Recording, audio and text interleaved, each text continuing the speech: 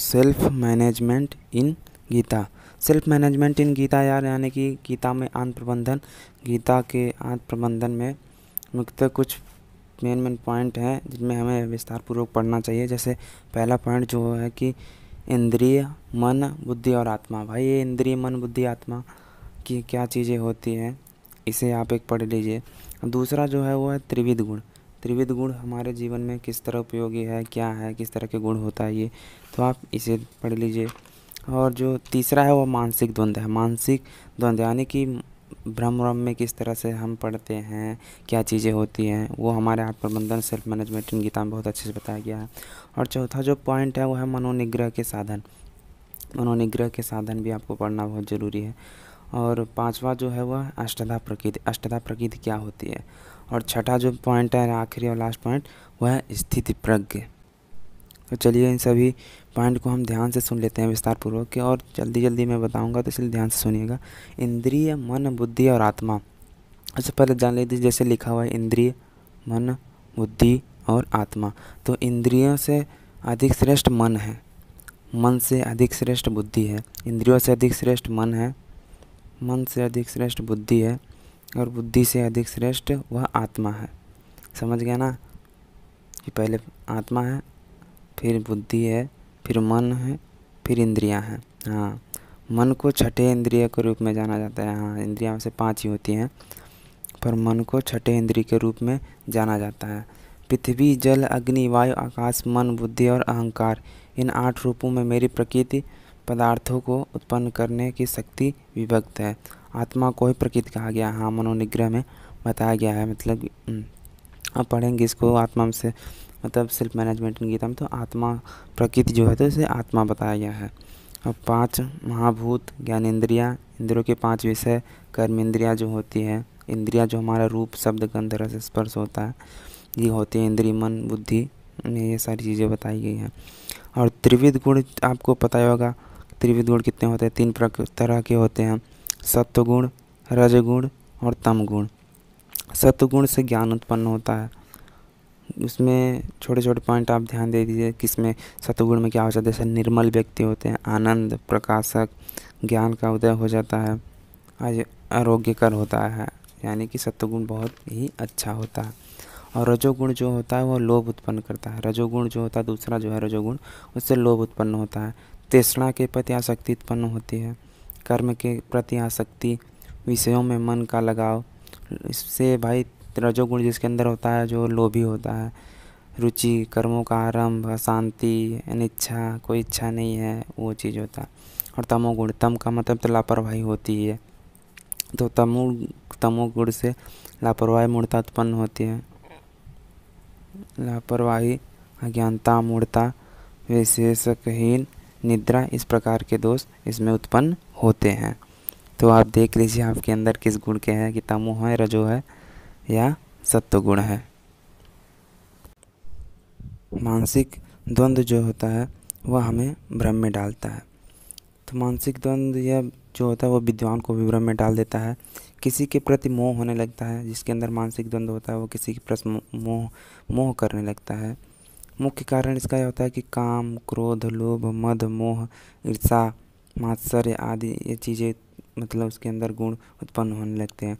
रजोगुण से उत्पन्न काम और क्रोध को मनुष्य का सबसे बड़ा शत्रु कहा गया है। हाँ, रजोगुण भाई बहुत खतरनाक होता है, समझ गए, जिसमें क्रोध उत्पन्न होता है।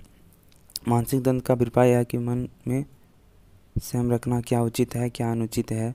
मानसिक द्वंद्व का अभिप्राय यह है कि संयम रखना चाहिए, कि क्या उचित है, क्या अनुचित, क्या कारणीय है, क्या करना चाहिए, क्या नहीं करना चाहिए।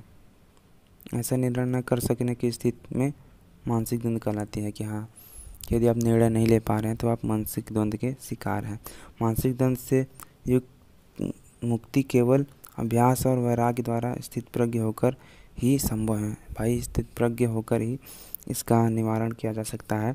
निश्चयात्मिका बुद्धि होने पर सभी मानसिक द्वंद्व समाप्त हो जाते हैं, जैसे अज्ञान, इंद्रियां, मन, रजोगुण, मन की दुर्बलता। तो ये भी पॉइंट बहुत अच्छा था, मानसिक द्वंद्व जो हमें भ्रम में डालता है, क्या हमें करना चाहिए, क्या नहीं, इसका निर्णय लेना बहुत ज़रूरी है। इसलिए आप किसी भी टॉपिक पे बात करते हैं तो इसका निर्णय ज़रूर लीजिए। और जो और मेन पॉइंट है मनोनिग्रह के साधन। तो मनोनिग्रह का अर्थ है कि मन को वश में करना। मन को वश में कैसे करना है, मन को संयम कैसे करना है, क्योंकि ये बहुत ही चंचल होता है, विचलन होता है, इसके अंदर चंचलता होती है, भटकता रहता है और मन विषयों की ओर भटकने लगता है। ये तो बहुत बड़ी बात है कि भाई विषयों की ओर भागने लगता है, गलत चीज़ों की तरह। अच्छी चीज़ें भी उसे अट्रैक्ट करती हैं पर उतना नहीं। यदि इच्छा पूरी ना हो तो क्रोध उत्पन्न होता है। जी हाँ, यदि आप कुछ चाह रहे हैं और आपको ना मिले तो क्रोध उत्पन्न होता है, मुझे भी आता है, जाहिर सी बात है। तो यार ये कुछ होते हैं जो सबको मतलब करके रखना पड़ता है, अपने बस में रखना पड़ता है, निर्णय लेना पड़ता है। मानसिक द्वंद्व का शिकार नहीं होना चाहिए किसी को। क्रोध से संयम पागलपन आ जाता है। यहाँ बहुत सारी चीज़ें होती हैं, जैसा कि पता है कि बुद्धि का नाश होता है। इच्छाओं का त्याग करना ज़रूरी है, क्योंकि जब इच्छा ही नहीं रहेगी तो क्रोध ही नहीं आएगा। सही बोला कि इसका निवारण कैसे किया जाता है कि जो इच्छा है उसे त्याग करो, उसे पाने के लिए मेहनत करो और मन को शांत करो, स्थिर रहेगा। निरंतर अभ्यास करते रहने से मनोनिग्रह पर संभव मतलब मनोनिग्रह पर नियंत्रण पाया जा सकता है। अब चलिए बात करते हैं अष्टधा प्रकृति। अष्टधा प्रकृति जो है वह श्रीमद् भागवत गीता के ज्ञान विज्ञान नामक 7वें अध्याय में प्रकृति के 2 भेद बताए गए हैं।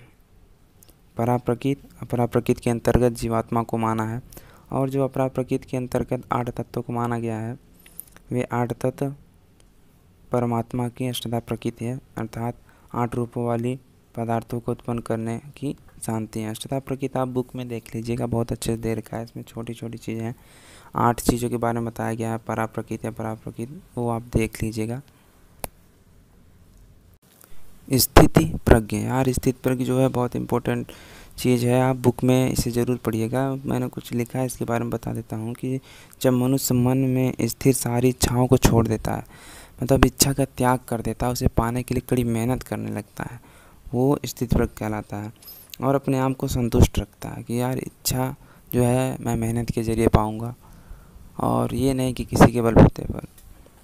वो चीज़ स्थिति प्रज्ञ कहलाती है कि खुद में संतुष्टि रखना, किसी से कुछ अपेक्षा नहीं करना चाहिए, वह स्थिति प्रज्ञ कहलाता है। जो मनुष्य दुखों से विचलित नहीं होता और सुखों में भी जिसकी इच्छा नहीं होती। हाँ, ये बात बहुत अच्छी बताई है कि जो मतलब कि हम दुख में विचलित हो जाते हैं, नहीं भाई ये ऐसा है वैसा है, नहीं, आप हंसते रहो, खेलते रहो। जो मनुष्य दुखों में विचलित नहीं होता, सुखों में जिसकी इच्छा नहीं है, जो राग भय अर्थात क्रोध से रहित है, वह स्थित प्रज्ञ है। जो शुभ और अशुभ को पाकर न प्रसन्न होता है न ही दुखी होता है, जो हर्ष विषाद से रहित होता है, ऐसा मनुष्य स्थिति प्रज्ञ कहलाता है। कि भाई जब दुख है तो भी खुश रहो, खुश हो तो भी ज़्यादा खुश नहीं रहना चाहिए। तो वही चीज़ है, ये आप देख लीजिए बुक में, इसे थोड़ी चीज़ें डिटेल में दे रखी है। ये इससे बाहर कुछ नहीं है, ये मेन पॉइंट है। अगर इसको आप 4-4 5-5 लाइन भी बना के लिखेंगे तो आराम से आपके अगर पेपरों की तैयारी कर रहे हैं तो उसके लिए बहुत ही अच्छा है, आप लिख लेंगे आराम से। अगर एक क्वेश्चन भी आता है सेल्फ मैनेजमेंट इन गीता का, तो आराम से आप 3-4 पेज लिख सकते हैं जल्दी और बहुत है इतना। तो थैंक यू सो मच।